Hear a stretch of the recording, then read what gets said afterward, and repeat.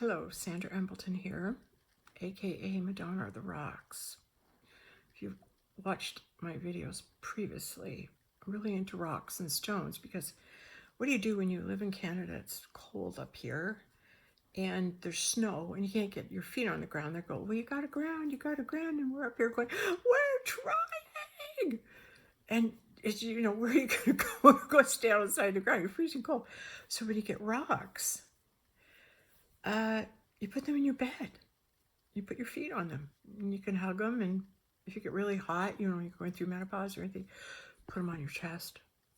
And it just takes the heat right out. And that's what makes rocks so brilliant, is that they pull the heat out of the body. It's like when they're on the beach in the sun, they suck in the heat and they're so warm by the end of the day. They burn your feet. They've got so much heat in them. And then night comes and cools all the rocks down. So they're cold in the morning. I just feel that's so obvious that they draw heat. So put them in your bed with you if you're hot, or you have to ground. Okay, this rock. Okay, this is what I wasn't going to do a video. It is the night of the storm, and it's going to start like really soon. Okay, it's like, oh, it's 12:22. The Christ, the number of the Christ, 222 in Hebrew, it's 222. So it's 12:22. Number of the Christ. Yes, Wednesday, February 18th. Okay. This thing's going down, guys. This thing's going down.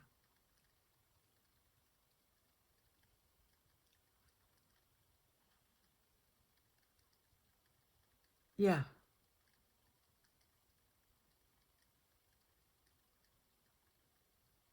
And I know because I'm the one who got us here.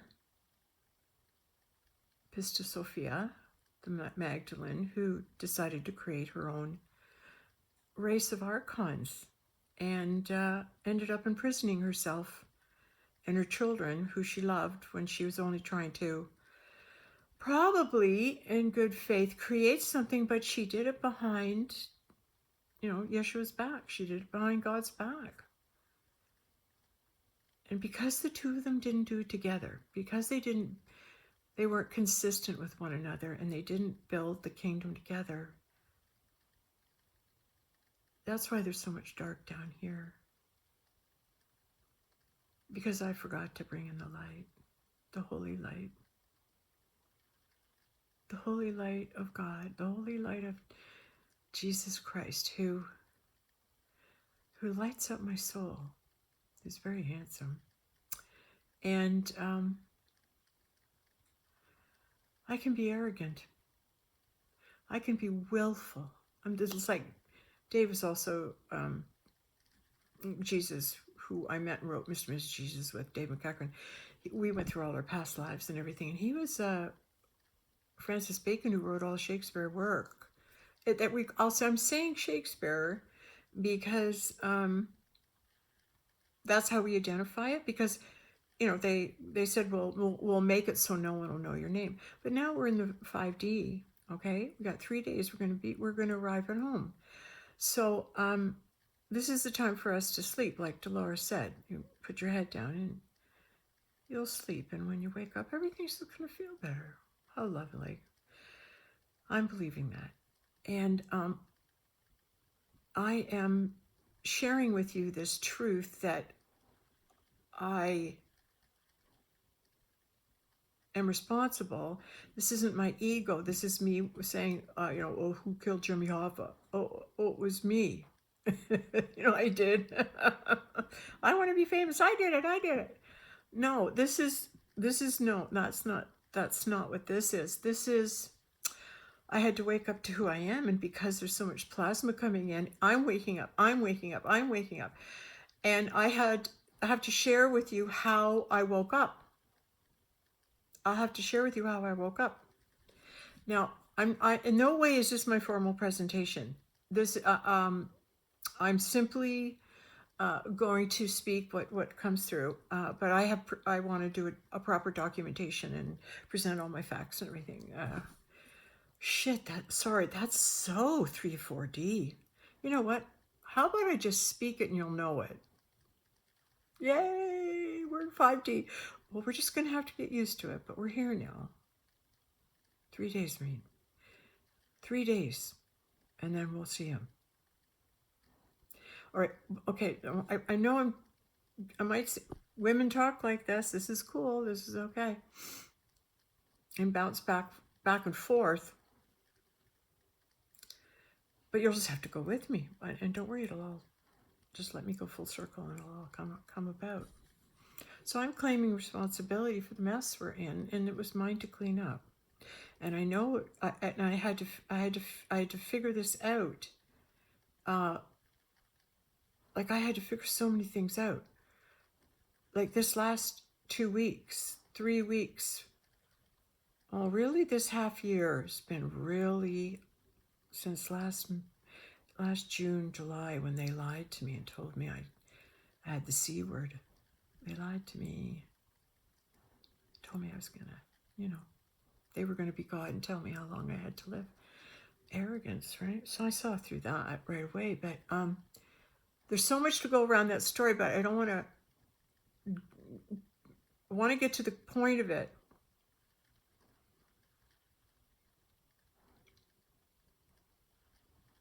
I drew to me an experience where I knew I would die. As a human being, I knew that I would perish, and I kept going back to this hospital. Every time something's wrong, I needed to, need a doctor or something. I get there. And, because we're conditioned to go to the hospital if something's wrong.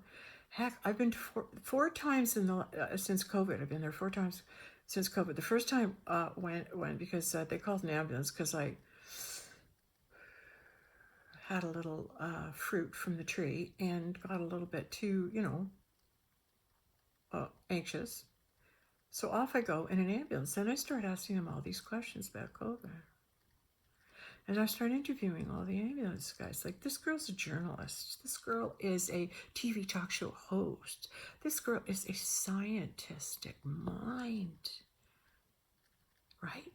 And I'm always questioning him, always asking him, always interviewing. Because I want to know. You know what's really cool? There's something about asking people their name. What's your name? There's something about doing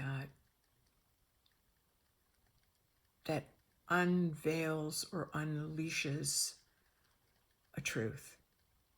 Who do you call yourself, is what you're saying. What's your name? But it might not be who you are, but this is your name. And a name reveals a lot. Because when I went into that, oh, okay, I'm talking, there's so many stories. See, I'm going to go, there's so many stories I can go into. The first time when I got there, COVID, it was like they took me to the one place, and I said, well, how do you know it's not my heart? And they said, well, if it was, we'd take you to a different hospital. So I'm going, oh, so you're taking me there. And this was the hospital that's kind of COVID designated. So they get you in and they put you in the chair, and then there's people all over and they're lining you up. They're going, okay, you're going to see Dr. So-and-so and so. And I'm sitting there in line and I'm watching all the madness of the masks and the whole thing, and I'm taking it in and I'm going, I just had the awareness right away. I'm going to go in there and they're going to tell me I've got COVID. Just like you're going in there and they're telling you got cancer. It's the same thing, right? Oh, the C word. Oh, right? So now I went, okay, I don't need to hear that crap. And I Joe Mannixed it out of there. I got up. I said, I'm not sticking around. This is when, I came down a little. It was a little high. I came down. So I'm getting out of here, man. And I called my husband, pick me up in the back parking lot. And I remember making my escape out the emergency door and then walking quite a bit to get to a point where he could pick me in my car, because this hospital has a big grounds around it. Like, if you were to try to get away from that hospital, let's say on foot, you couldn't do it. Clo drop. Okay, so now then the second time I went back was how many years ago? Was it 2 years or 3? When did Matthew Perry die? That was when, because Matthew Perry said if there anything was going to happen to me, I'll show you the, I'll flash the Batman sign. So anybody who is in trouble with, who in the Hollywood area, would get, the Batman thing, and they knew they were done, right? So that's how I knew, because of that story and following that up. So then when I go into the hospital that one night, I drove there, and we were there like at really like maybe 1 and 2 in the morning. And when we got there, the hospital had changed. It was all different. The entranceway to what I was used to seeing was different. It was totally different. So anyway, we ended up going in. We waited and waited, and then we were going to leave after we got in, because, at that time, it's just waiting is all it is, forever. And then we were going to leave, and they said, "Oh, where are you going? Where are you going? Where are you going? You should go. It won't be long. Won't be long." So I'm sitting there, and all of a sudden, I already reiterated this story, but the guy had a Batman belt on, and they had this concoction that wasn't taking my blood; it was a concoction, and then they did X-rays and radiated me, and whatever they gave me to take my blood, it wasn't the tubes and the strapping the thing, and it was so different, and I knew it, and I watched it. I knew it, and I said to the doctor, or the guy coming in with the cart, "Oh, Batman, see, you got your Batman belt on. That means death, doesn't it?" Like, I knew it. I said it, but this is what happened. This is the miracle of what I'm going to relay to you in this story. This is the miracle. I didn't run. I had no fear, and I should have, because I knew what it was. It meant death, and I knew this guy was of the darker side, demonic forces. I just knew it. And when that Batman belt came out, I go, they're playing for the, the dark side. But I knew it, but I went through it anyway. And I can't tell you why, except there was something inside of me that was observer. I was watching it. I wasn't reacting to it. I was watching it. And that put me in a place of no fear.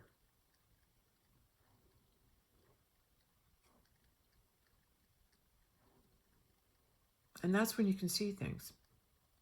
That's when you can hear things. That's when you can observe things, because you're neutral. You're not sending out a charge.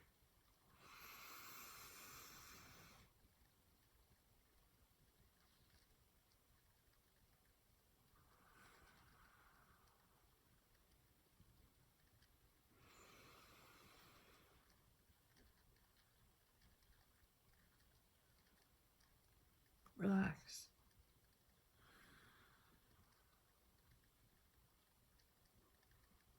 So whatever they put in my arm, whatever x-rays they did, I leave with my husband.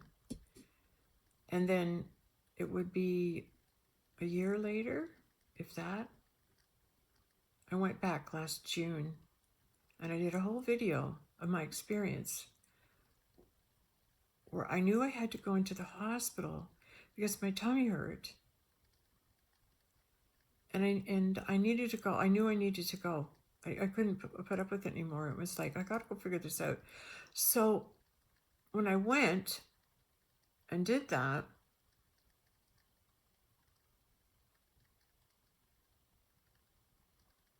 I'm going to let you watch the video, but that's when they told me I had the C word and I had 6 to 12 months to live, and they did 666, right?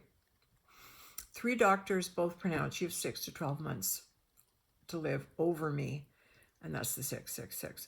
But you see, here's the thing. I'm a spiritual warrior, and I had a spiritual job to do, and I didn't know what that spiritual job was. But God coated me with observer. God placed me in the neutral territory, and to go in there and observe what was going on. As a willing sacrifice, I walked in there. And like, if you watch the video, I walked in wearing all white. And after being admitted and having things administered to me, I was on this 4th floor in a kitchen. And when I went around looking at the other people in the rooms, going for a walk down the hall, everybody looked so dead. Everyone was like, oh, like just hanging out. People were in the bed, and all these different agony positions. And I'm looking at them going, boy, everyone's really having a hard time. These old people, they're just like they're dying. Like, and every bed was filled with older, like 90% were old people. Did you hear me?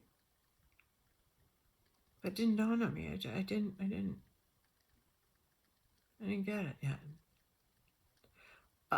One of the other clues, when they walked me to the X-ray, the Chinese girl came in, took my arm, and said, "Oh, come this way. You okay? You need some help?" I just slapped her hand out. "Back off, lady. Yoga teacher. Get out of. I'm in great shape. What are you doing? Check my videos. Check me out in 2022. Go look at that. And in 3 years, right? I went through this process. My body has been poisoned, right? Radiated, and I'm understanding that. I never got I never took it, but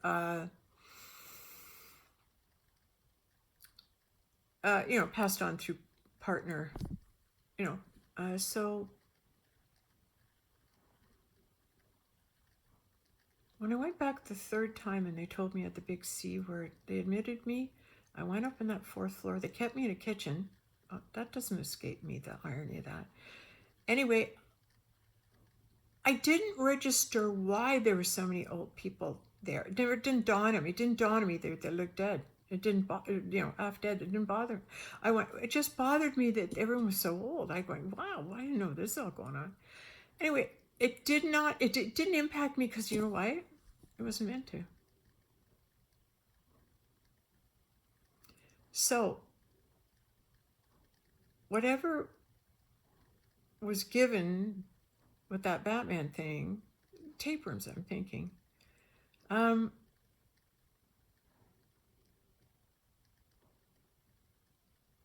left there this year,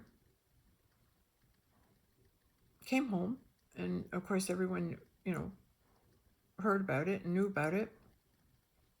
Devastated my family, devastated them, crippled them. The fear that they released upon hearing that mom had the C word in 6 to 12 months to live. The fear in my family, it crushed them, it crippled them. They couldn't breathe. They were crying, they were a mess, they were awful. It was awful. And so that was on the the Thursday that they all knew, Friday, Saturday. Sunday, I said, this is ridiculous. I'm so angry that they told me in front of my husband because he's really different than me. And I would have taken it a lot differently. I would have acted differently on my own. But I was there for him too, right? And, it was letting it all out. And it was letting fear out. We were letting fear out. So anyway, I was feeling, after I got that diagnosis of stage 4 ovarian, I found doctors, I don't know if they're Muslim or Iranian, I think could be. Oh, you've got ovarian cancer, you've got 6 to 12 months to live. Oh, really? Yeah. And if you don't do chemotherapy, you'll do chemo radiation, you'll die. Oh. And I laughed because, thanks. Great coaching. Boy, I feel better. Thanks for letting me count on you. Anyway, because we're not used to, we're used to being loving and kind to one another. And when it doesn't happen that way, we notice the world's a different place. But not everybody is. But you're finding that people in, things you go to, it's done differently now. And that's the culture change. Okay, we're getting off track. All right, so when I went back, when I was called to go back there, it's been 7 months for me, but that affects my tummy. Remember I showed you my tummy? In the spiritual world, I'm giving birth to the new earth. I'm carrying the new earth and the seeds to it. The wisdom is coming forth here as women carry the wisdom. But it manifests in the 3D physical as for fourth stage ovarian. But in the spiritual, I'm pregnant and bringing forth seeds for the new earth. I think I need a drink of water. Hold on. You wouldn't believe all the copper stuff I've got going on here now. Look at the copper. I'm sitting in a copper cage. My son's so sweet. He's an electrician. Poor little sweetie. He's so upset his mommy's not well. But she is. I keep saying I'm fine. I'm fine. Oh, I put this right here so I don't. Anyway, his friend made me a, look at this, a solid copper mug. Shout out to Mikey's friend. Thank you. Look at this, drain pipe of some kind. Ooh, a drain pipe.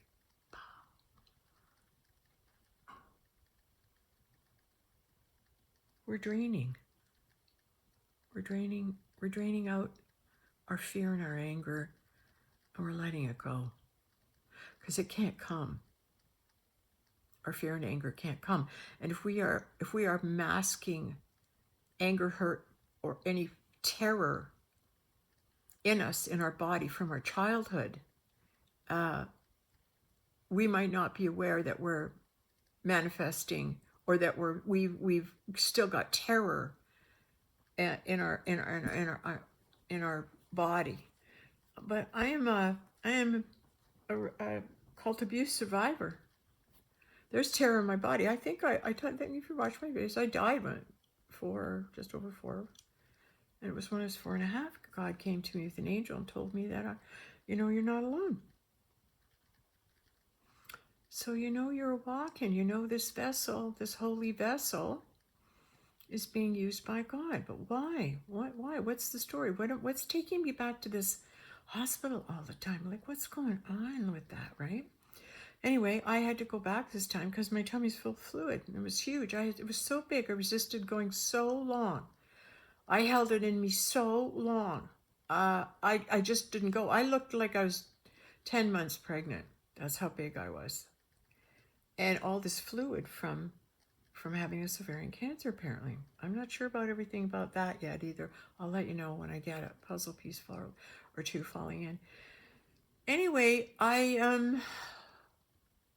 when I went there, I dressed warm, put on my black sheepskin coat, brought my blanket, water, because when you go to, and a little food, because when you go to the hospital, you're camping out for 12 hours, maybe 24.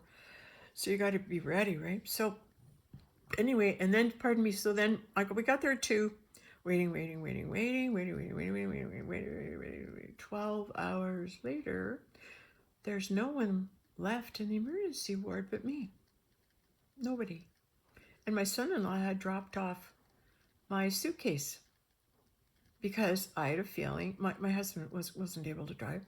So he dropped it off because I thought, well, if I'm here and it's like 10:30, 11 at night, and I doubt they'll do the surgery and take out the water at 2 in the morning. And my son's they will never do that. You're staying over. They're not going to operate in the middle of the night. And I go, oh, okay. So doesn't the whole room clear? The whole area clear? Nobody was there except one doctor who had seen me before and 2 nurses. That's all I saw. And I didn't bring my suitcase in with me from the waiting room. And then you heard, oh, don't worry. That's okay. Don't worry. No one's there. That was the doctor.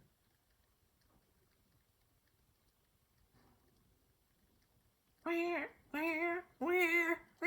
No. But I didn't get that. I was so busy getting the fluid out of me, and then they took 24 pounds of it. I had 24 pounds of fluid in my tummy. So it went right down.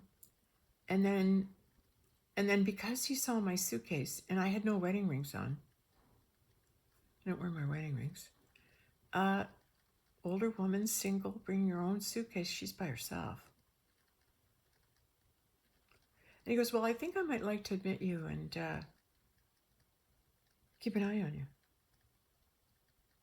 And I'm like, okay. And then, okay, yeah, that's fine. So, and plus that was a lot of fluid out of me in my tummy. So up I go, and wasn't sure where they were taking me, but then finally it was, oh, you're going up on the 6th floor. Okay. And they put me in a room with no water, no toilet. except a portable one you roll in and out. There was a couple blackboards in there, a window looking out over the back or the front or the side of a hospital, and a big whiteboard, two big whiteboards. So there's the bed they wheeled in, two big whiteboards, a table to eat at, and a big TV.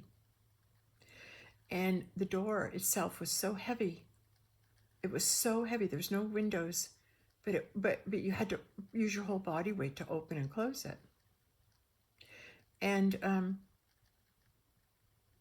when I looked up in the ceiling, there was this string hanging down with a net bag and 3 pink pyramids. And then at night it would blow and the red lights would come on, eh? And there was another thing recording, and there was a big screen, and one wall was a whole TV screen with a camera. I wonder what they were going to do or what was happening here, because I didn't have a clue. I thought I was just here for observation. Oh, yes, I was.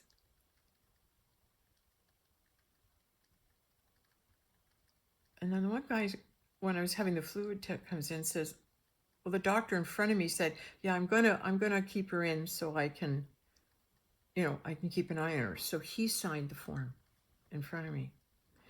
And then another guy came in and said, what's your name? I asked everyone their name. I asked every person there that came to me, I asked their name. And so I said, there's something important about knowing one's name, because a number of them had very dark names. This guy's it wasn't Beelzebub, but it was Balabub, or so, it was close. And he had a form and he says to me, okay, do you have insurance? I said, well, I'm not sure. And he goes, oh, and nobody had stethoscopes, coats, nurses, nothing, no name tags, no nothing. There's nothing.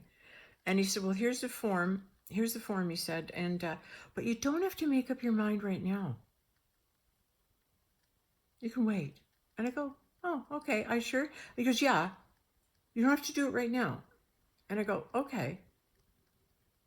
And I thought that was strange, because then it didn't mean anything to me then, but only later on when I met the doctor who came in the next day, he was on a palliative care team. And I'm just trying to reframe. He says, you've had such a shock hearing this. He said, so have you decided when you want chemoradiation or palliative care? I had 2 options. They were only offering me 2 options. And most of us think we have to choose one or the other. I said, well, there's no way I'm doing chemo. He says, oh, well, that's palliative care. But you don't have to, you can sleep on it. What do you think about it? I don't know what it is, but there was something had to do with me not making a decision yet. Okay? And then my kids were in that night, and then I stayed the next day, and they took me for a blood test, and they're seeing how they were doing muscle testing on me, strength, all sorts of different testing on me. Took me for a chest x-ray, and I go for a chest x-ray. So I'm going to put the leather, the protection. Oh, we don't do that anymore now. Oh, so and then they said, let's just do another CAT scan and pump you full of that dye stuff, because it's been 6 months and maybe things have changed. So this guy comes in and goes, oh yeah, good thing you came, because they're a lot worse. A lot worse. Oh, it's gone to your liver, it's gone to this and everything. I go, really? He goes, oh yeah. I said, sounds like I'm done, like, oh well. And so there's both my boys standing there, and here's this doctor who shows up exactly later that night when both my boys were there. So we could almost get a consensus. I think he needed a consensus, because the question, he says, well, what are you going to do with your mom and stuff? And he goes, because, look, she's got it. She's accepted it. She's accepted she's got cancer. What about you? He pointed to my one son. And then he said nothing. And then my other son has his arms up and goes, well, I don't know, man. There's got to be some other things we can do, like he said, like nobody would accept what he was saying. He says, come on, you guys, face it. Cancer won this time. What are you going to do, right? Anyway, I said, well, I don't know whether I should stay or go or whatever. And he says, well, it's not up to me, And he told me this big story about his sister. and or his mother rather, the day before, and all this wife and all the stuff they tell you. They're all lies. It's all a lie. They never leave. They can't.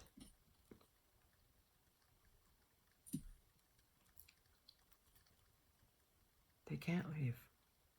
Ever. And then they drug you and they give you this water in a cup and you drink it. And I don't know if it's water because there's a lid on it and you don't get a water jug, but God was there the whole time watching over me, and he knocked over the first one they brought in. It was spilled all over the floor. And then the next day, it spilled all over the floor. So they come and they give you stuff. And then I was eating my lunch, and then they put this thing down. There's 2 little pills in it. So they give me pills in the morning. I go, what's all in this? And they said, well, it's a laxative because if you're on Tylenol, you get constipated and stuff. Oh, okay. Like I took them. And then they come in, they go, oh, you have to take your Tylenol and your pills. But I always like to ask, what is it and what are you giving me? And then when I saw the gas and what happened at night, I didn't register it. I saw it, but I didn't register what was going on. I was still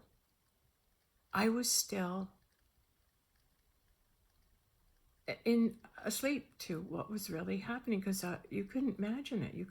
It was so devastating and so dastardly, so evil, so absolutely evil, to the depths, to the core of Satan. And so they know that what happens is they gash you and you can't talk. And the lady beside me in the room, when I got there, I got up, was crying, help me, help me, help me, I want to go home, I want to go home, help me, help me. She was pleading for her life, but I couldn't hear that. I thought, oh, what's wrong with her? And I thought, oh, why isn't any family? Why is no one comforting that woman? And then I go in my room and I couldn't hear it anymore because the room was so heavy. I couldn't hear what was going on. Not very well. Oh, my God. Anyway, so then that doctor stood there and I said, so I don't know whether to go home or whatever. And I said, if I was your sister, she kept saying my sister died at 47 of cancer. So I said, well, I said 47. And I said, well, if I, what would you do? What would you tell your sister? And he goes, oh, well, if I tell my sister to stay. I go, oh, okay. Well, and my boys are there. I said, maybe I'll stay over on the weekend. And he goes, yeah. And he goes, you can leave anytime you like. I go, oh, okay. And so my boys left to go home. And that was Thursday night. And then they come in, and you see, I've had no water. And all of a sudden, I'm so weak now, I can't leave my room to go to the washroom down the hall. I have to use this porta potty thing, right? Which is humiliating. I hated it. And anyway, it was like I couldn't not. I now all of a sudden it was like I was getting too weak to be able to leave my room. And if I had to, the weight of the door was so heavy I could hardly open it. And here's the other little ditty. Nobody could come in my room unless they knocked. I had to grant them access. Horror fans, who do we know does that? So I'm there. Mike had brought me some gels to help me sleep. And they had left in now. And then, but I didn't take any. I didn't have any yet. And then the nurse came in and I had dinner. And the 2 dinners I had were, it looked like a side of a rib of something. And the other one was meatloaf, only it said it was black, hamburger something, whatever. But it was still meatloaf, but it wasn't. And then a few pieces noodles in there. But it was both times I never I know now it wasn't meat I was eating, or beef or pork or anything. Yeah, so I didn't know that then. Thank God God shields you with naivety. Eh? So I'm in my room, and then the one head nurse comes in, and I'm asking her, like, how are you tonight and everything? And I said, fine. What's your name? I always ask, Karen or Carol. Carol or Karen? Was it Karen? I think maybe Karen or Carol. I think it was Carol. Anyway, I'm going to give you your pills and stuff. I go, look, I haven't had a shower, girlfriend. Like, come on. Like, can you help me out? And there's a different person every day. And never the same two people. And I asked her, am I going to see you tomorrow? Am I going to see you tomorrow? And the nurses go, no.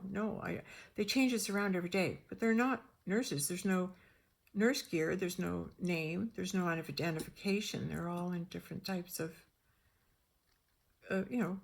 casual clothing. You don't notice that, but you just, because I'm so busy engaging and being nice. And hi, how are you? I love meeting people. Anyway, this nurse, anyway, she was saying, well, I can't do this. I'm so busy and everything. And I go, well,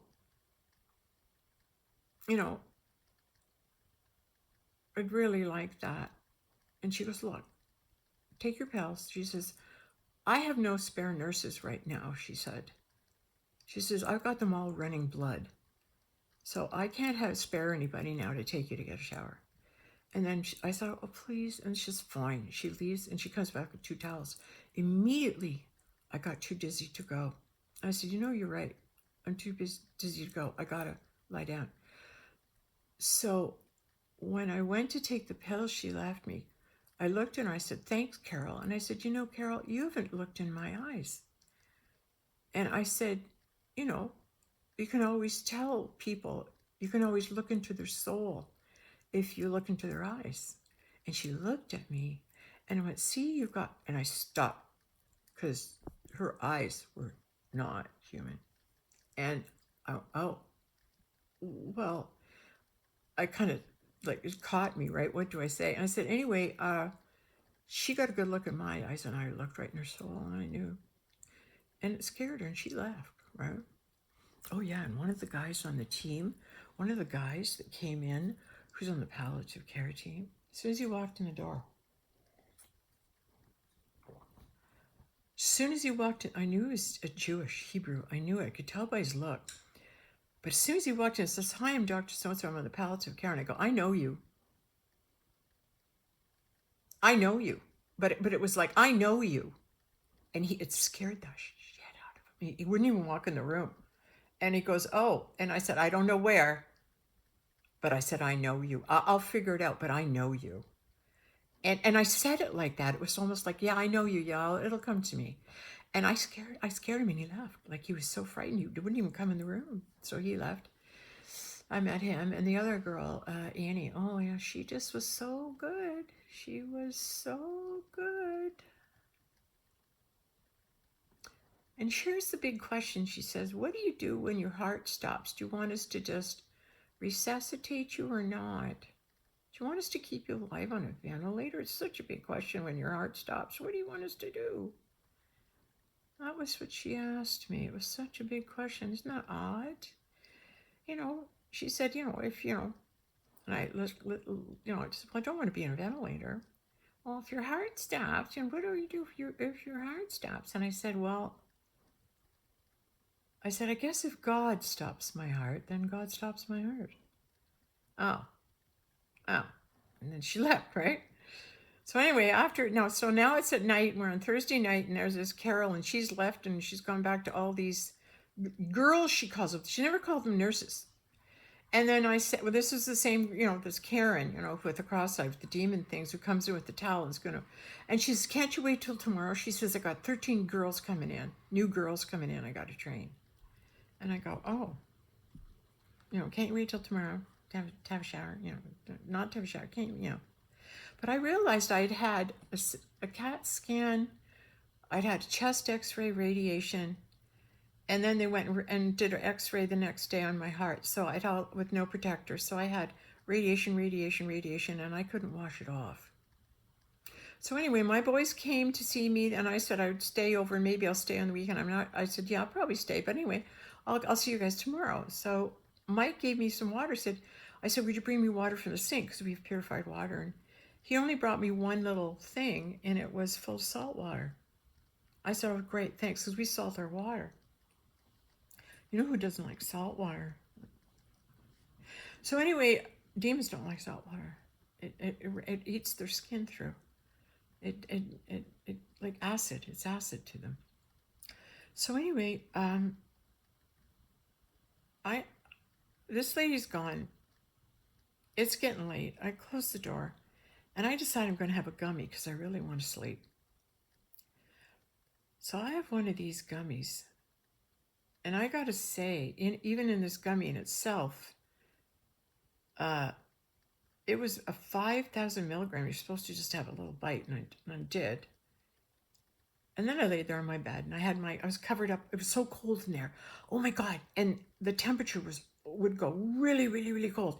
And if it was so cold the first night, and I know there's some relationship to the gas that's coming in or how they're controlling the temperature in the room, but it was so cold. I was so glad I wore my black sheepskin coat to keep me warm. And I also brought my shroud. Oh, the video's leaning on it. It's my black shroud. It's a pashmina made in Ecuador. It's one of a kind. And it's very warm. So I thought if I had to stay over, I needed something warm. So smart. Anyway, I'm lying there under these blankets, and I'm cold, and I'm starting to get high. And all of a sudden, my awareness starts to... my consciousness opens up. And I start realizing really, really quickly as the puzzle pieces fall, hey, wait a minute.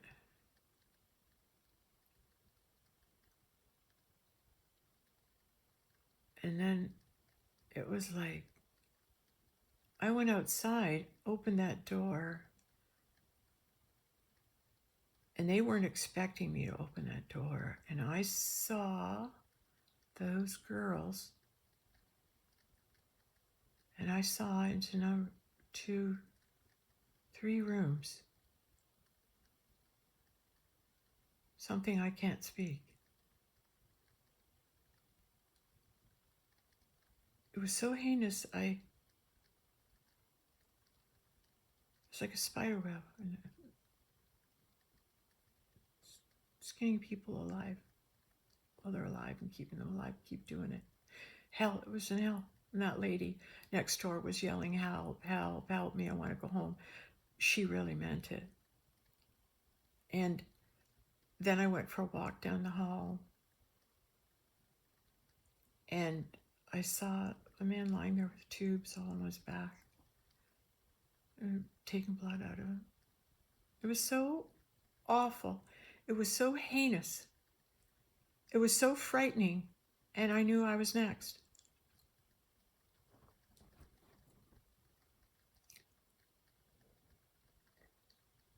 But God guided me not to take the pills.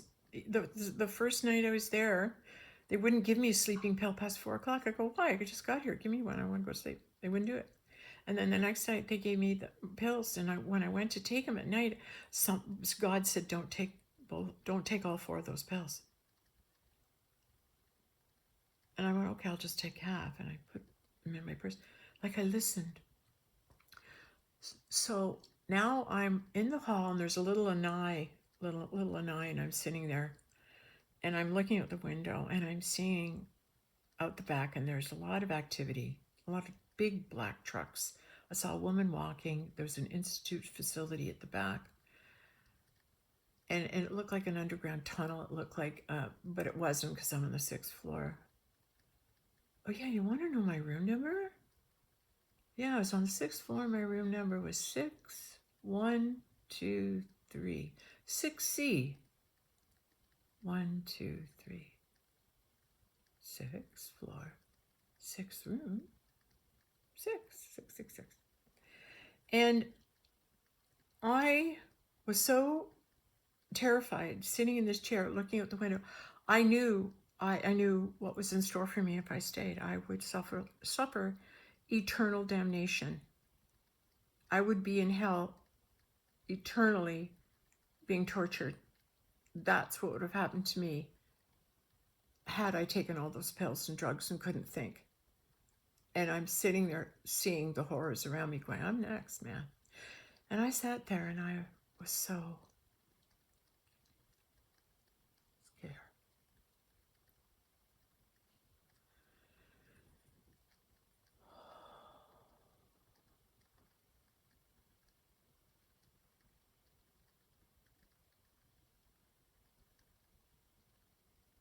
Terror. I was in terror. But I remained peaceful, breathing. But the panic level inside was red alarm. Like, rah, rah, rah, rah, rah, rah, must escape, rah, rah, rah, rah, rah, rah, must escape. And all this is going on inside of me, right? And I'm going, okay, breathe. Just breathe, Sandra, just breathe.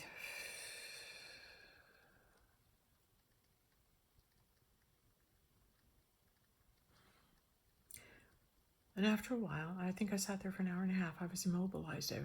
I was sitting there in terror. I was immobilized.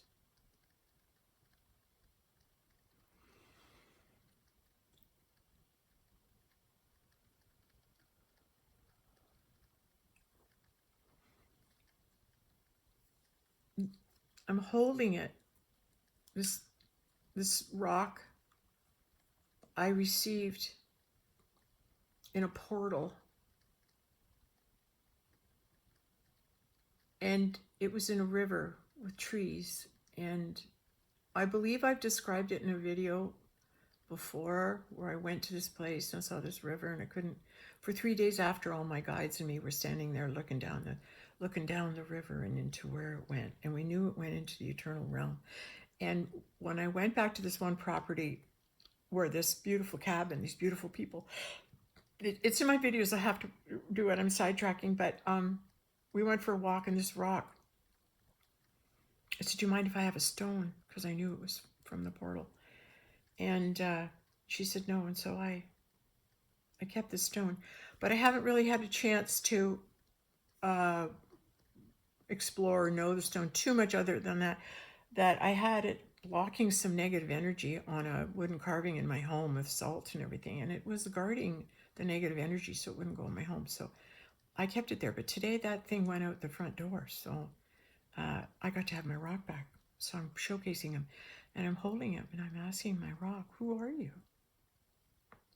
And it said, the eternal I. The eternal I. The eternal I. The I of the I am that is eternal God. It is eternal I. The I that goes on forever, that is God, that goes on forever. And when we say, I did this, I did that, I did this, that's God. You're saying God did this, God did that. I and God are the same name. It's the same name. You might as well say, oh, God wanted me to have a drink of water. So instead of saying, I'm going to have a drink of water, you can say I am, but that's really God saying, because God is the I am, is God saying, I'm going to have a glass of water because you are the eternal God, the I in you. That's the consciousness you want to achieve, is the I in you.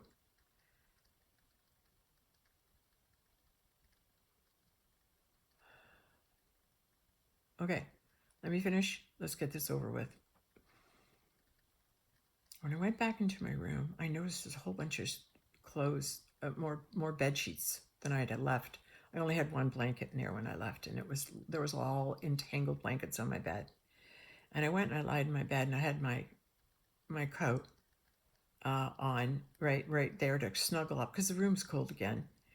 And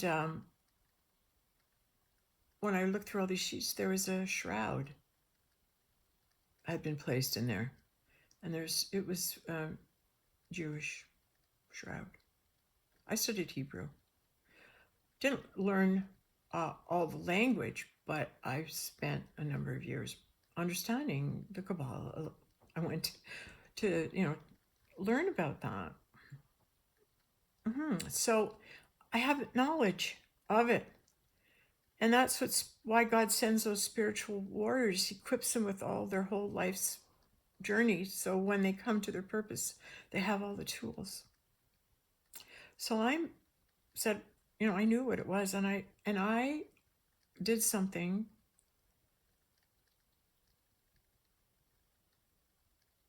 that only a spiritual warrior would do, who knew that they were going out. I wasn't going to take it easy. And I knew the gas thing was on. I knew they were watching me on TV, and I knew there were people that paid money to see this.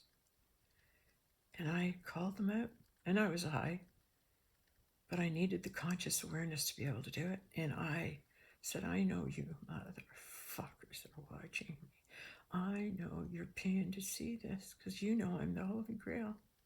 You know I'm God's daughter, you motherfuckers.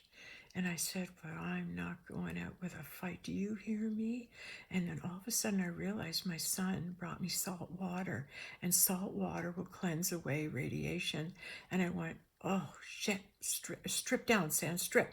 So, and I was shaking too, so I took all my clothes off, and I stood, and there's a big nuclear hazard square in the middle of the room. What was your first clue? And so I'm standing over it, but I put the towel she gave me, I put it over that, and spilled water all over. The room had water all over it because I stood on the towels, and I took the salt water and I put it all over my skin and everything to try and get the radiation off me. How smart am I? And it was like, do you ever see King Lear? Do you ever read King Lear? King Lear was a wealthy king, and he gave his kingdom away to his evil daughters who betrayed him. And at the very end, his best friend, his fool, and him during the storm, were standing there in the winds, in the rain, screaming at the storm. And that was me. I was King Lear, screaming at the top of my lungs in the pit of hell that I loved God. That I love God, and I would put my God above anything else, and I believe in my God, and my God's gonna save me, and don't you doubt it. And I'm screaming at the motherfuckers.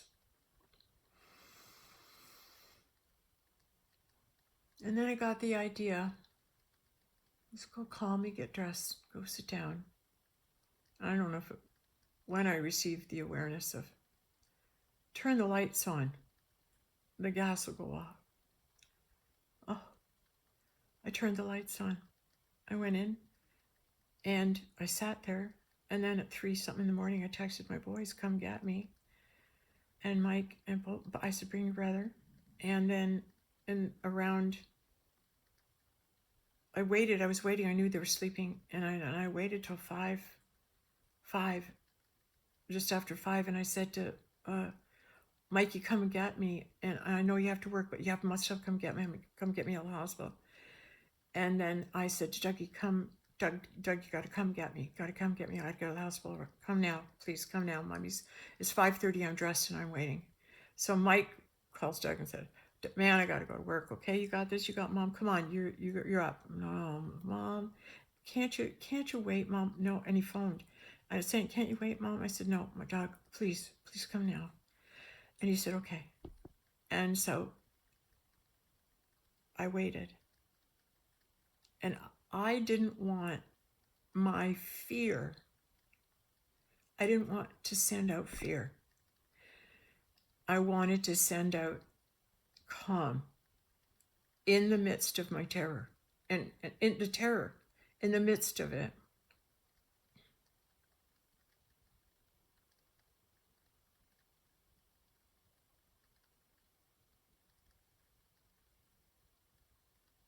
And then I was shaking. I was so scared.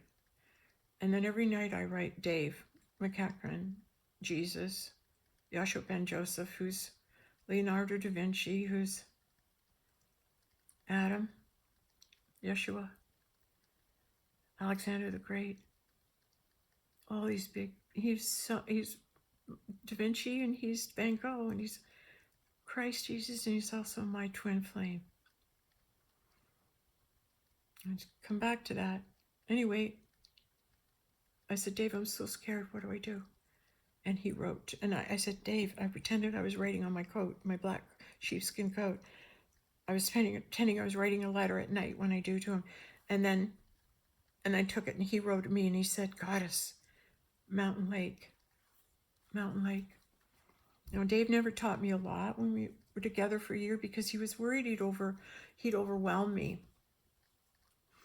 with the stuff he was teaching me. His high esoteric training, and he didn't want me to get overwhelmed. So he said, "You don't worry, I'll train you. I'll teach you. Okay, I'll teach you this." So he says, Mountain Lake. All right, it's okay. Well, if you read my book, it's all in there. The Mountain Lake's in there, but it's like when you go inside a mountain and you visualize you're meditating, you're inside a mountain. You can't hear, see, or feel any vibration when you're in a mountain. You're still. You're in the mountain. They can't detect you. And then the mountain lake, because there's a beautiful mountain you visualize, and then a lake. And then you can go from the mountain, or you can go swimming. You can go dive down deep into the water. And you can be in the stillness of the water. And you can be underneath floating. Just feel the calm cleansing you all around. And then you go into that meditative state where you're in the mountain or the lake. And so for that hour and a half I waited, I went Mountain Lake. So I wasn't emitting fear to alert them. And I'm sitting there, and it was just around 5:20 or 5:15, and the door opened, and it was my son. Oh my God. And he never knocked. He just walked in. Come on, Mom, let's go. I was all packed. I was already good. God, put this there, put my coat on, let's go. Mom, you're not walking out of here. I'm, in the wheelchair. You go, oh, geez, okay, fine. Give me the suitcase, blah, blah, blah. All right, I got you. So the door, he couldn't even hardly open well, he could open the door, but open and trying to get it, and then put the chair through, holding the suitcase, and we get on the hall, right? We're out there. And then all of a sudden, the girls, there was girls, nurses, not nurses, there was two girls there in purple, whatever uniforms going, what are you doing? What are you doing? And it was a Chinese girl and another girl. And they were yelling at us, what are you doing? What are you doing? And I said, well, I'm going home. You can't go home. You can't leave. And I said, well, why not? And then she said, well, you can't leave. You can't go. And I said, I've just received some bad news and I'm going to head home. And then she said, you can't do that. You can't look, you can't do that. You have to sign some forms. You cannot leave. You cannot leave. And I said, we're leaving. And Doug says, we're leaving. And he started wheeling down towards the elevator, and they took off. So we're just hitting the elevator. Doug presses the button, turns the chair around, and now that supervisor, that Carol, who told me that she was just ending a 4-day shift and she was going home. Oh, she's there. Oh, is she? Because she lives there. And she comes up and she's there screaming, you can't go. You haven't filled out these forms. You can't, you're under our care. You can't go. You're under our care. And I said, no, I'm not. I never signed a thing. And he told me I could go anytime I wanted. Come on, Doug, let's go. You can't go. And they're at me, they're at us. And Doug's going, hey, you need her to sign some forms. She'll come back. She'll be happy to come back tomorrow. But right now, she's coming home. And he backs in, and they're like, it was like out of a horror, they're screaming. The demons are at the door, right? And the door shut. And I'm in the elevator with my son, and you know that moment when you're escaping, and you're going. You don't want to breathe. You don't want to just get me out of here. Just get me out of here. You're like, you're in so no one's there. No one was in the elevator with us. We got down and right into the main lobby of the whole hospital, and there wasn't anybody there. There's nobody. And then I turn and I look, and there was one guy in this great big foyer. No nurses, no doctors, no people, no kids, nothing. No one was there except this one guy sitting way, way back in the big, huge foyer. And then Doug wheeled me out. It was snowing, and he had left his car on and the headlights. And there was one other guy. There was one other car. I didn't register. Anyway, Doug took the wheelchair, got me out, rolled me up to the car. He opened the door. I stood up. He helped me into the front seat, wheeled it around, took my bags, put them in the car, took the wheelchair, came back, walked back to the hospital, opened the door, put it in, came back, beautiful snow, the lights, the dark, getting into the car. And I said, God, Doug, thanks. And he puts his seatbelt on and he goes, you know, Mom, I have a feeling I'm breaking you out of here. Like, I don't know if I should be doing this. I said, you should be doing this. Anyway, and he drives. And of course, we're going around. We get out to the stoplight. And then we turn on to Dundas. And I'm in the car. And my son's driving me. And I'm out of the danger. I'm out of the hospital. I'm safe. I'm going to be okay.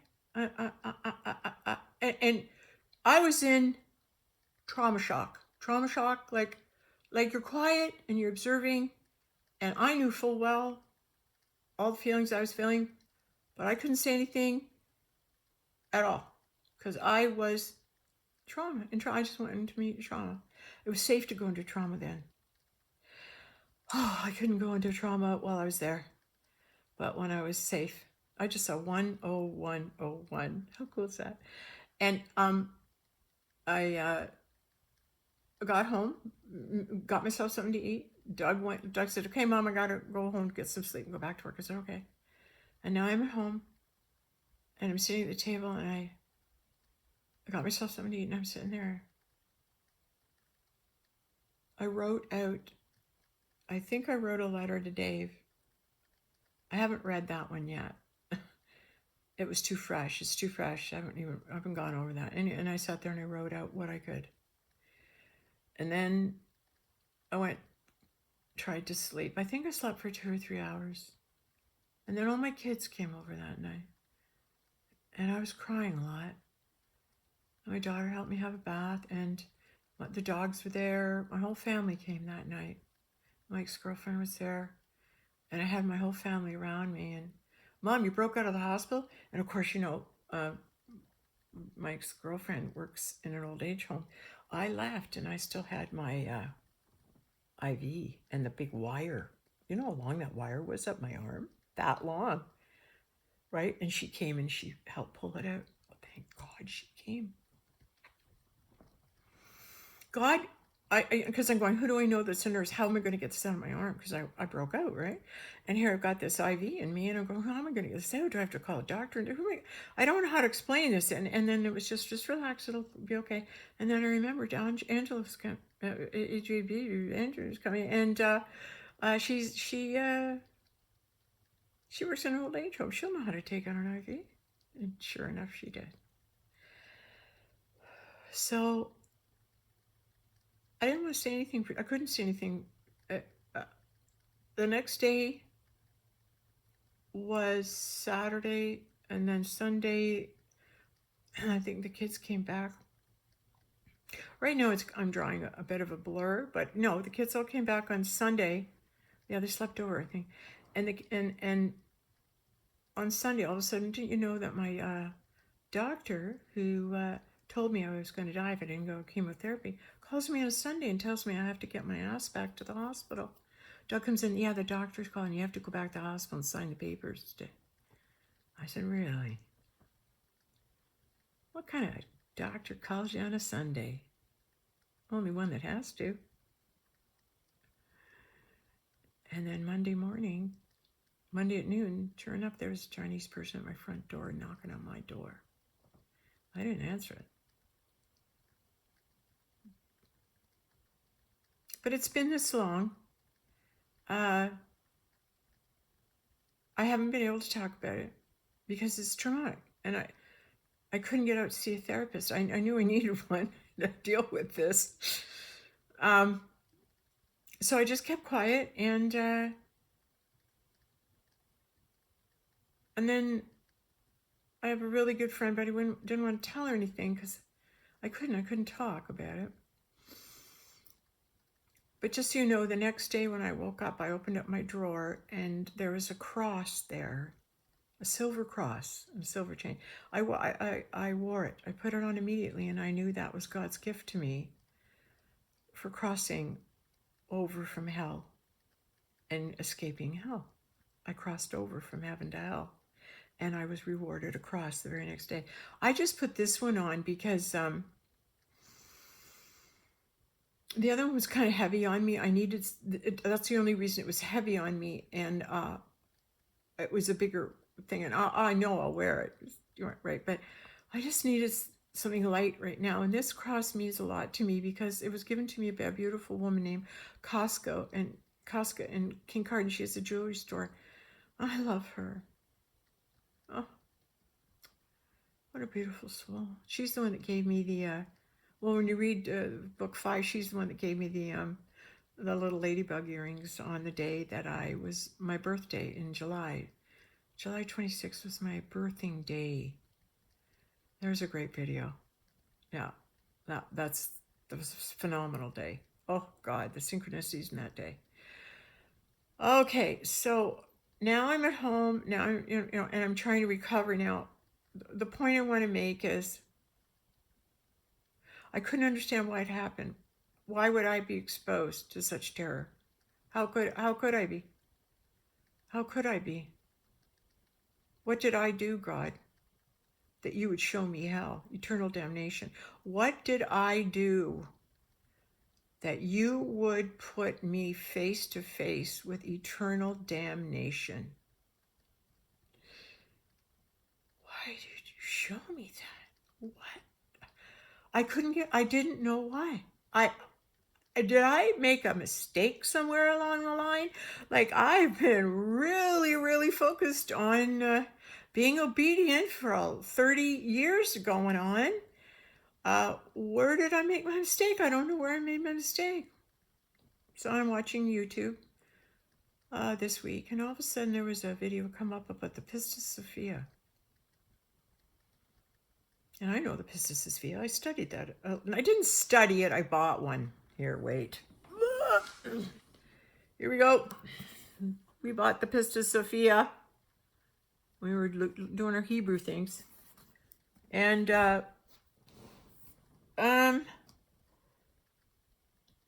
glad I saw the video because I haven't opened it to read it, to go back and read it again. I haven't even read this. I've read a little bit of my friend's. She lent it to me. But I wanted my own. I've never even opened this or read it. There. I'm realizing that.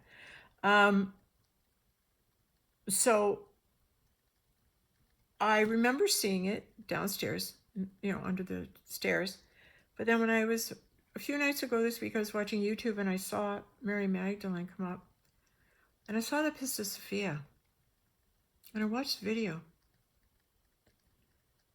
And it talked about how Mary Magdalene went and developed an archon, they said, tried to develop or create on her own without asking God.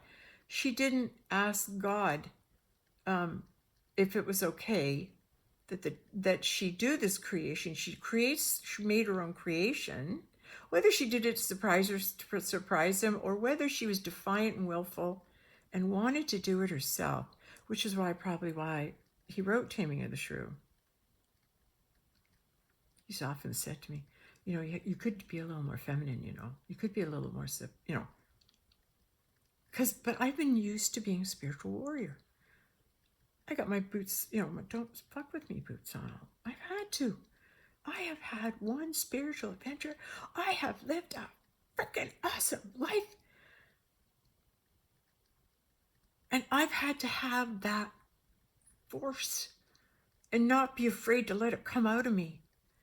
And it's direct and now, and we're doing this, and there's action in it, and there's purpose in it. And then to be the soft, feminine, it's in there. She's in there. Oh yeah, when you read my book, she's in there. But she hasn't had anybody to be that with. She hasn't had her twin flame to be there with. So don't let me forget to tell you about how we did it. Okay, wait, there's one more. I'm going through the Pistis Sophia because when I watched the movie, it said she went against God, and down she goes into purgatory. And there I've remained. Now, when Dave came to me, God told me, he said, in the beginning of the Mr. and Mrs. Jesus, as God came to me and said, your partner's coming. So that was Dave telling me that after, 2000, since we were married in Yeshua, and I did that race, I decided to create that with the knowledge that Dave gave. I tried to create something, and I ended up causing a lot of trouble for everybody. And I've been in purgatory.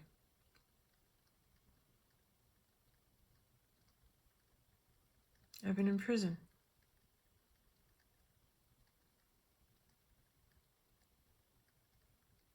And you don't have to have a lock on your prison cell. It's true.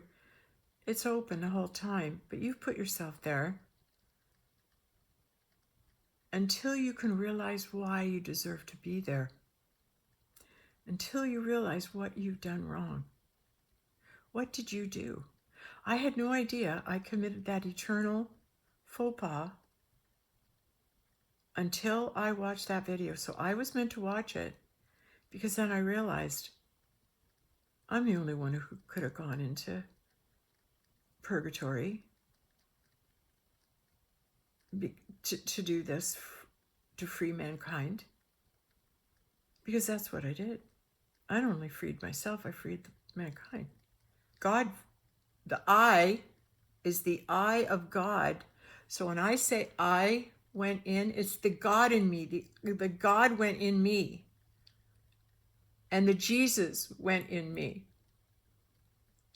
And I'm going to reiterate that because this is what a twin flame is. When Jesus is up in the cross and he says, Mother, behold thy son, son, behold thy mother. He's saying, Mom, I know I'm up here dying, but you know what? I'm going to go into Mary's body, and the two of us are going to coincide in her tomb for a while. But I'll be back to manifest separately down the road, like you did with John the Baptist. I won't go into that. We'll come back. But the whole point was that the devil never saw me coming. Our plan to outwit the devil and get me out of prison, because Dave wants me back. We're all on 3i Atlas right now. We'll be home on Friday. So Christ wants me back. So he came down to find me. And when he found me on YouTube and he knew my light, and we got together, and God said to me, just love my son. And we came together for a year, and came together and loved one another. And then he died because he left. He said, I got to go away for a while. There's something I got to do. And then when I was in the last little bit and writing, corresponding with Dave, he said, I guess you're ready to awaken. And I want to be there for that because he's been gone 11 years.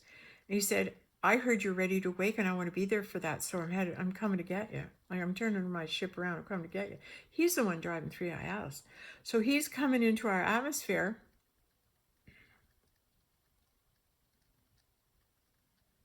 Because in that eternal dimension, he is that being. He is that. But in this escapade that I just saw 1333.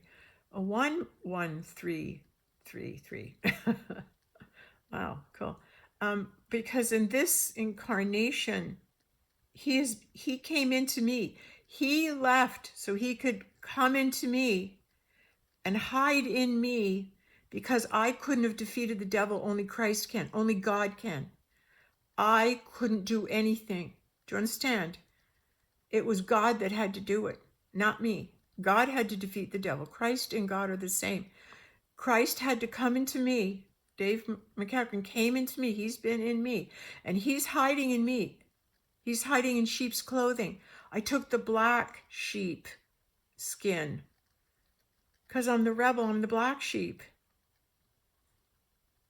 Let's hear it for all the black sheep. Say, we need a black sheep to get our job done. Those rebels.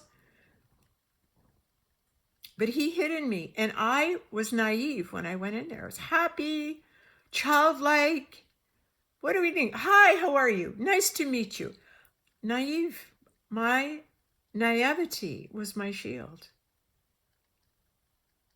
And I was kept unconscious of the dangers until I was able to be made aware of them, until it was safe for me to be made aware of them, so I didn't go into fear too early and blow the mission. It was the perfect setup. That's the twin flame. Christ is in me, and we went in together. He's the one that told me don't take all those pills. He's the one that spilled the water all over. He's the one who's there, rock, and saying mountain lake. He was the one. Turn on the lights. Then the gas won't come. He was the one that said, call your children.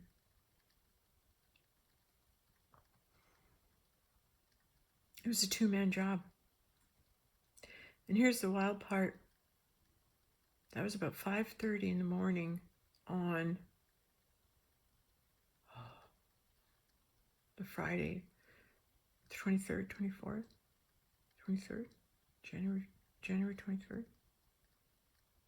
I got to check it. I want to really be sure. I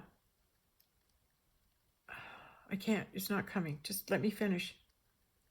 And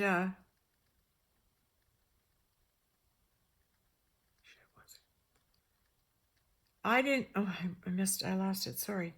So he came in me, and the two of us went in together, and he was able to work through me to outwit the devil, to the point where the devil gave us permission to go. There's no ties. They have nothing on us. We can all go. And here, guys, we're all one. All it takes is one of us to break out of this prison planet. It just takes one of us to figure it out. And now we're all free. And all the starseeds are on 3 Atlas, headed home. And we're disentangling. But tonight's the night of the storm. Tonight's the night of the shift. We'll wake up together February 20th, and we'll be in heaven. And he'll be there, and you'll meet Christ. You'll all know him. We'll know everybody. We'll receive our eternal awareness when 3 Atlas on our awakens, and we are on our new or about to be moved to our place on a new planet, because we'll be on a new planet on Friday. So why did I have to see the terror? And how could I see it if it wasn't in me? You can only see what's in you. How could I have so much terror in me? And the answer is, when I was a young child and I died through cult abuse, the terror that I must have felt was buried in my tissues, in my DNA. And then when last year, remember I said we went to that cottage, an Illuminati cottage, and I had that terror fit, if you go back and watch that one. I was in so much terror. There's a lot more to uncover about that, but I kept hearing at that cottage, willing sacrifice. And then when I got out, and my son Doug had picked me up that morning, and I got out in the car, I heard, you just saved his life. And then a few more minutes, it was, you just saved everyone. We just all broke out of prison. And then I read my friend Nance, Archangel Gabriel. It was that day. Was it the Friday, Nance, or was it the Saturday? It was the Friday. How are you, Sandra? And then she goes, we did it. We did it. We did it. And she was blah, blah, blah. But she kept saying, we made it, Sandra. We made it. God won. We made it. How did she know? I never told her a thing. I didn't even realize.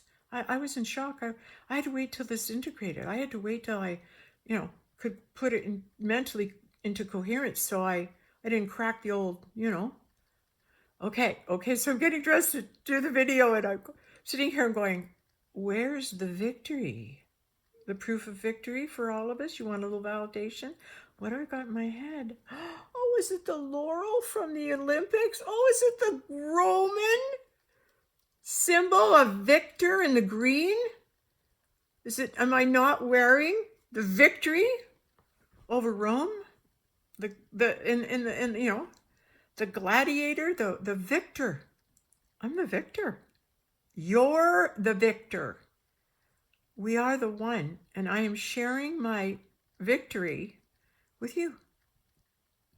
If you can hear this, you're free. If you hear this, you're on Three Eye Atlas. You're going to meet Christ, you're going to meet me, and we're going to meet you. And you know what else is going to happen? The Lamb's Book of Life is going to wake up. I've got the 2 books that I collected, the signatures. It took me 16 years to find all the pieces, all the souls that were on the earth, that were there when the Christ walked the earth. And I've got Isaac Newton, I've got Rembrandt, Picasso,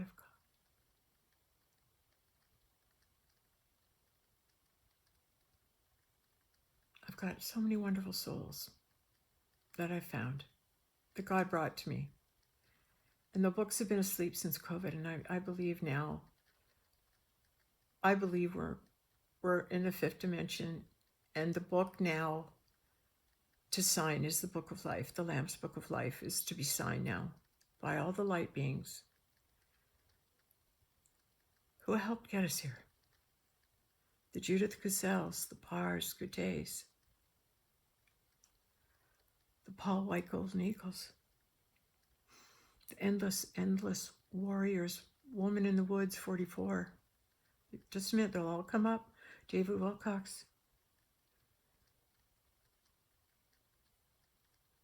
There's some really good people on there, some talk show hosts that we're gonna get to sign that have been real warriors. I'm blanking. Carolyn Miss, who my greatest mentor is Dr. David Hawkins, Dr. Joel Goldsmith. They're gone. Krishnamurti, Yogananda, and Lahari Messiah. They're gone, but they're here with me. Okay, and David Bohm and Dolores Cannon. They're all with me. They're all my friends, and we all hang out in the library. Remember, Dolores said when she goes, you'll find her in the library. That's where we all hang out. Christ. We're all sitting around the library. And the great souls that pass, they come and join us. They just show up in the eternal realm. Right? Oh, Joseph Campbell's there. If I'm forgetting any, Alan Watts. Who else? Joseph Campbell, Alan Watts. Okay, if there's anybody else, just pop them in, eh? Okay, so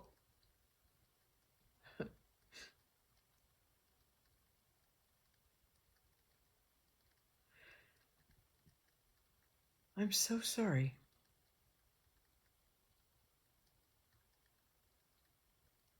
Please forgive me. Please forgive me. I was arrogant. I was trying to do something by myself that I shouldn't have done. And I've been paying for it ever since, and so have you.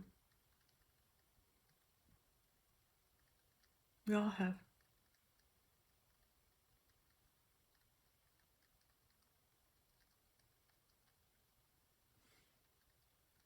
I'm worried. I forgot. So I always said, don't ever mention names, because if you mention names, then you're going to leave somebody out and you're going to have hard feelings. Okay, I know that. I'm sorry, but I just wanted to acknowledge those people that are near and dear to my heart, that are people that I have watched. The Marina Jacob, right? Marina. Come on, guys. Come through with some of the really beautiful souls that, Danny.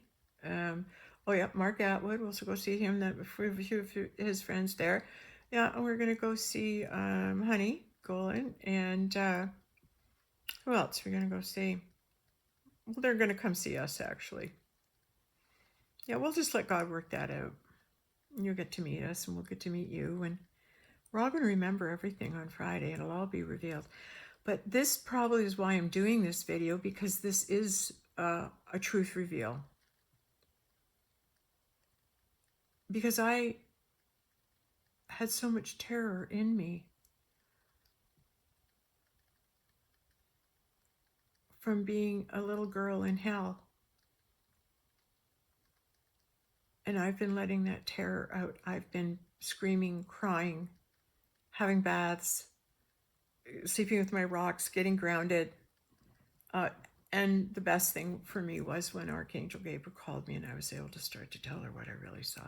And as soon as I start being able to, like, open the hole, and Dr. David Hawkins said, the only reason you're not letting go is you're avoiding facing the experience. You don't want to face the experience, so you resist. As soon as you let go of the resistance of it, it just goes. And I was so angry. There's more to say, but I'm not saying it now. But what I will say is this. I don't know what I'm going to say yet.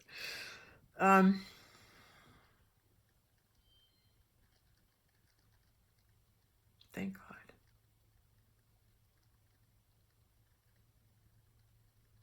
Thank God. The awareness just came to me, and as soon as I received it, I acted.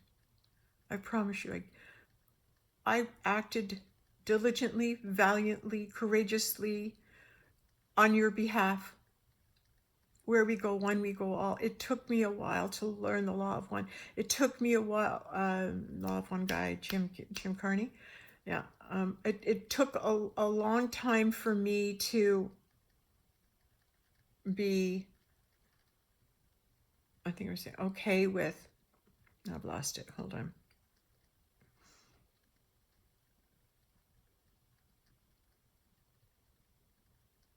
I was apologizing and saying, the thing about the spirit kingdom that you want to learn is that it's revealed as you do the work. I can tell you anything. You can hear it. But until it's revealed to you, you have to personally have it revealed to you. And the only way you'll do that is meditation. The only way you'll find God is meditation. But now, you know what? This is the great part about being 5D. There's no negative thoughts anymore. You won't hear anything. All you'll hear is God's voice. When we wake up on Friday, all you're going to hear is God's voice. All you're going to see are the eyes of God looking back at you with every person you meet. And their eyes have got that light in them, that beautiful light. Everyone's God. Everyone's a child of God. Everyone is a brother and sister in the eternal realm of heaven. And we who see each other, whoever you find and see on Friday, that's your eternal brother and sister. And you're going to remember each other. And it's going to be such a big freaking family reunion up in that eternal realm of heaven. Thank God you chose God. Thank God you made the decision to come and to get out of prison now. That you were called by God to come home now. Because truly, I couldn't take anymore. And Nancy was there to help me, and she said, because I had so much fluid, I was terrified to go to the hospital. Not terrified, but I didn't want to go. I didn't want to do it. And I kept holding on and waiting, and it was her that said to me, Sandra, it's time to go to the hospital. And I got up the next day, and I was reverent. I dressed all in black. I had my amber on, my black sheepskin. I was in black. I left in black and I returned in black. The void, the creation, the eternal now, the eternal oneness was working all through me to get my ass back up into heaven where it belongs, because he misses me. I don't know why. Yes, I do. Oh, yes, I know why.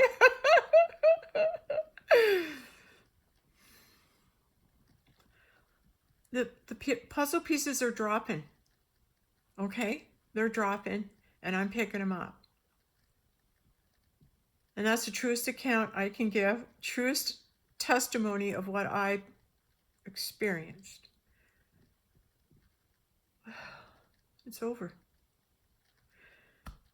It's over. We're with God now. No more negative thoughts. You wait and see how good it gets. How good can it get? Come on now. What's your name? Physicist, so-and-so. Cynthia Sue Larson. How good can it get, Cynthia? And don't you think we won't win that Nobel Prize, girlfriend? You better believe it. If you don't want to stand beside me, I'll take it by myself. I don't know, something about her just... I had a vision and we were on a train and I almost didn't make it. And she was there cheering for me and reached out and grabbed a hand and pulled me on the train and said, "You made it." Yeah. We graduated today. We're graduated. We're graduated in the kingdom of heaven. We graduated today. 2 weeks. Oh, it's January. What day did I go in?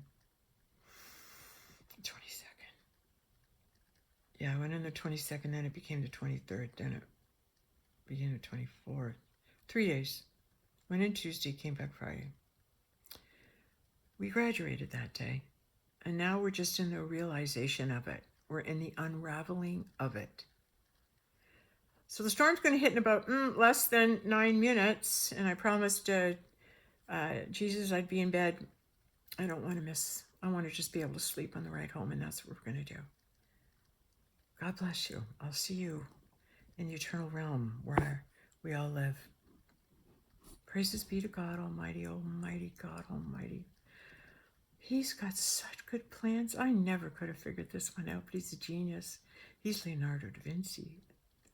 He's going to paint me a few more paintings. Actually, if we do turn the clock back to 1955, and we have this consciousness in our young bodies, what a good time we'll have then. But we're going to go to all the rock concerts. All the good concerts, not just rock, all the great symphonies, great operas. Yes, we're going to hear music. We're going to, and hear bells. We're going to go to cathedrals. We'll have grand, grand times in the cathedrals. We'll reinstate this beautiful planet to what God's creation was meant to be before the fall, before Eve ate that apple that said, "Why don't you try this alone?" Lesson learned. Humility. I'm grateful for God's forgiveness. It's been long enough. I'm glad. I'm glad he's back. Going to come for me, and we'll all be so happy together. I can't need me loving nobody but you. And I'm going to sign off. If I had my phone here, I'd play something for you. But I'm going to have to sing it. Nobody can tell ya there's only one song worth singing. They might try and sell ya, but it hangs them up to see someone like you. I gotta go down an octave. Make your own kind of music. Sing your own special song. Make your own kind of music, even if nobody else sings along. Mama Cass. I had to say that. We watched The Proposal tonight just to hear. I haven't even heard it yet, but that's my favorite line. Love you. I'll see you soon. Praises be to God. Thank God. Thank God. We're all out. Thank God. Every day on your knees, thanking God. Every day, thanking God. Loving God. Thanking God. We're out of prison. It's over. And our galactic sisters and brothers, everyone's cheering. We got it. We got Earth. She got up there. We got her. We got her up there. And I can't wait to be in the Galactic Federation to meet everybody and just give them love. Be up with the loving people where we belong. It's going to be great, guys. You just wait. We're just going to soar. We're going to soar under God's wing. We're going to soar. And the biggest truth bomb? The biggest truth bomb. You ready? Let's wait. Here it is at 1:55. Donald Trump is Jesus Christ. And that's the biggest lie they told. Because all those people that said, I hate Trump, all the lies they told about him, he's the Christ. That's why he's building the ark. He's Alexander the Great. He's all these things. He's all these things. He's been John Adams. He's been a president before Yeshua. But he is the King of Kings. Donald Trump is the king. In the heavenly realm, the trump card, the last card to be played, the last joke. But all those people who hate Trump are saying, and the demons laugh, that you hate Jesus. They've had everyone hating Trump, but really what you're hating is Jesus. Because it's the same person. This has been revealed now. And it is the truth.